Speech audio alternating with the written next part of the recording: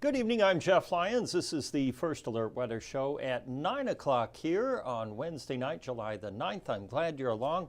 If you have questions, comments, I'm watching the 14 News Facebook page. You can post your comments there or questions, and we'll have a look about halfway through the show. Well, you know, I don't have much new to tell you tonight. I have some new pictures and stuff to talk about, but the weather itself has just been on basically just a repeated loop. This is like Groundhog Day for me. Every day we have the same old thing, and it looks like we will stay that way into the weekend. It may get a little warmer, low 90s, but you know, not anything really out of the ordinary, and seasonably hot and humid out there. We have no rain on the radar now. There were some isolated showers earlier. Those have since scuttled. And even the broader view here really not showing much of anything going on in our backyard. Everything has kind of shifted off to the east. Our storm risk consequently is basically general for the next several days, meaning, you know, a few isolated thunderstorms may pop up, but the odds of you getting rain or any particular spot getting rain are still quite low. Somebody will get some rain, just it probably won't be you, if that makes any sense. 93 and 92 look like the highest temps here Friday, Saturday. So a little bit of a bump in temperatures, and our rain chances slightly higher on Saturday and maybe Sunday as well. The heat index will also get into the triple digits, but not in an alarming way. As I've said before, and I'll repeat it, when we had the heat wave a couple weeks ago, we had hours and hours and hours where the heat index might have been at 105 or greater. And in this case, because of the clouds and the scattered showers, you know, we might get an hour or two at that level, but not nearly as threatening or dangerous as what we saw before. Our model's really failing to dig up any kind of rain until maybe late Friday night, early Saturday. A decaying line of thunderstorms to the north may bring some showers down. Longer range here, this takes us all the way out to next Wednesday. The GFS still pretty generous with overall rainfall. Remember, this is just a kind of a broad-brushed average there across the region, telling us we'll probably see a few showers and storms over the weekend. Not a washout again, just enough there though to hopefully if it hits the airport rain gauge, then we'll get up to those numbers there and verify. Temperatures are in the 80s this evening, a little more muted heat for this day. And you see our 80 in Evansville compares with 70 on the lake in Chicago and about 81 in Memphis. So we're among the warmer spots right now.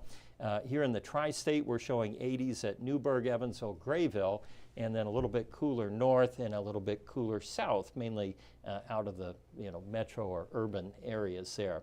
Today we hit 87. I think that's the second day in a row we've done that, and we were only down to 74 this morning. So yeah, it was definitely not a very cool overnight. We haven't had those refreshing 60s, at night and low humidity and such. For the month, we are in good shape. Rainfall, even though we're behind a little bit, we will make that up, I'm pretty sure, before the month is through. Tomorrow, temperatures into the 90s, and we have a line of thunderstorms there to our north up over the Dakotas. It will stay away from us, and that leaves us then with, just the hot, humid, and scattered thunderstorms coming through. A few might get in here very early Saturday morning. That's really our next shot. And then longer range, the European advertising maybe some rain on Saturday afternoon as a weak cold front comes through. Sunday, Monday, and Tuesday also some slight chances for rain out there too. Down to 70 tonight, partly cloudy, and the high temperature tomorrow is up to 91. 7-day forecast is the same old, 90s, 70s, thunderstorms possible each day, as you know, and longer range, our record high or our average highs should pull back to near normal, and rainfall still marked as slightly above average there through the middle of the month there on the 19th of July. Our pet pick tonight, what an attitude there. Kathy Rogers, this is Daisy May. That dog looks completely bored with anything I have to say. It looks like a sweet dog there. Daisy May. So while Daisy May looks over my shoulder, let me see what you all have on your minds here this evening. Lacey Martin, need to start knowing other gray media chief meteorologists. I do know Grant Dade, and yes, I know all of them. Ryan, I've known the longest, Ryan Vaughn. A little fun fact about Ryan, he's the chief at KAIT in Jonesboro. Excellent. He's one of these guys that everybody else looks to say, hey, look, you see what Ryan's doing? It really just a top-notch, top-flight kind of guy. He had applied to work here and back in the 90s, and I vaguely remembered it. He came and left a tape. Well, anyway, I was cleaning some stuff out a few years back, and I found Ryan Vaughn's resume tape and played it for him and sent him a copy, and we both had a good chuckle. Of course, he's done extremely well there in Jonesboro. Grant Dade is in Cape Girardeau, so he's, I guess, equidistant with Kevin Harned, and I've talked with Grant Dade on a number of occasions. He's a solid guy, too. Very interesting backstory. He was working at a Texas roadhouse, but weather was his passion, and so he left a six-figure management type position in the corporate structure, I think, of Texas Roadhouse, I think is what it was, to basically make minimum wage and do weather in a market in West Virginia, and worked his way up that way. So really a very skilled meteorologist and very determined too. And the Cape Girardeau folks, I think, are pretty glad to have him along. And then Kevin Harned is the chief over at WAVE up in Louisville. And he replaced John Belsky, who was another friend of mine who was the chief there for many, many years. And Kevin's a great guy too. Okay? Well, there you have it. I've met all those guys. You sent me some pictures. Okay. William Raleigh's sending me train pics now. It's great. So we're going to check that out in a minute. Wait a minute. Now Jeff Miller has picked all your sweet corn and processed it. How do you already have all that done? So no more corn for the summer? I'm assuming when you say processed, you're either freezing or canning it, right? Wow, you've been busy. Didn't you do jelly yesterday or jam, blackberry? This is Jeff Miller. What a catch. Your wife is very fortunate there. I mean, you're really, living off the land out there. Let's see. Nice day in Whitesville. Okay, Lenny Howard reports. Ricky Brown says good evening. Zach Seat says it's supposed to get any very severe thunderstorms this weekend. I don't think so. I mean, we can't rule it out completely, but there really isn't anything that is, putting our antenna up, giving us any sort of concern over the weekend. Okay. No rain to read, William Raleigh says in his gauge. All right, well, I know. We're going to have some quiet time here, too. And just a quick reminder, today, as you know, is the anniversary of the Mount Vernon tornado. Prior to last year, we had only had 12 July tornadoes since 1950, and only one of those was an F2. Remember, back then there was no E in the EF scale, which is the F scale.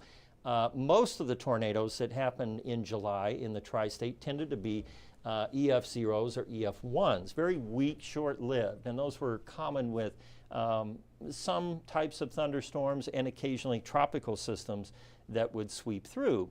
So the expectation last year was basically for a few, short-lived, weak tornadoes, and what we got was an outbreak, 7 in a day, which is a record for July.